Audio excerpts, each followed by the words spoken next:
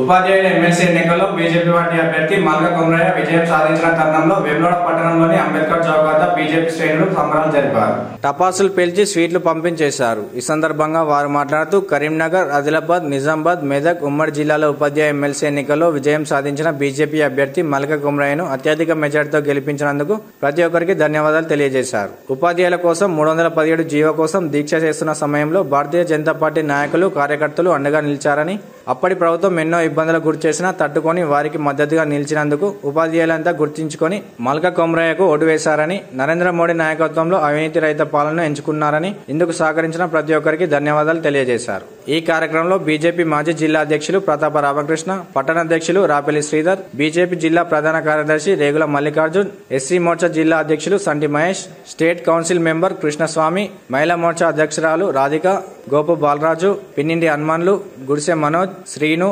జవ్వాజి శేఖర్, సగ్గు రాహుల్, నామాల శేఖర్, బోనాల శివ, నేరల సాయి, బిల్ల కృష్ణారి, బుర్ర మనీష్, తడక రాజు, అన్నం నర్సయ్య, భూసాయి నాయకులు తదితరులు పాల్గొన్నారు.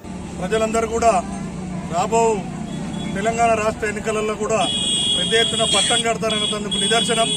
మరి టీచర్లందరూ కూడా ఏకతాటి మీద భారీ మెజార్టీతో బీజేపీ అభ్యర్థిని ఎమ్మెల్సీగా గెలిపించడం, మరి ప్రజలందరూ కూడా మరొకసారి విన్నవిస్తున్నాం.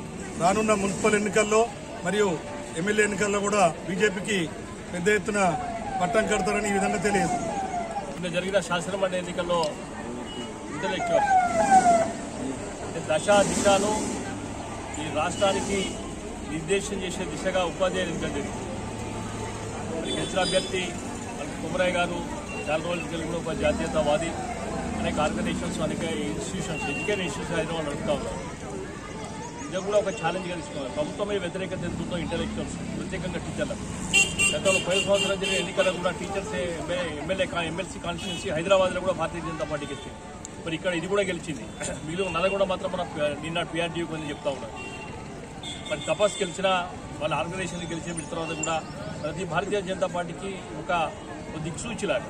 అంటే ఇంటలెక్చువల్స్ భారతీయ జనతా పార్టీ వైపు చూస్తూ తెలంగాణ ప్రజలు కూడా బీజేపీ వైపు చూస్తూ ఉన్నారు. మరి ఎన్నికలు ఏతున్నదో గత 15 రోజులకి వెళ్ళి బండి సంజయ్ గారు కేవలం కరీంనగర్లో ఉంటుకుంటూ రిపోర్ట్ చేయడం జరుగుతాం.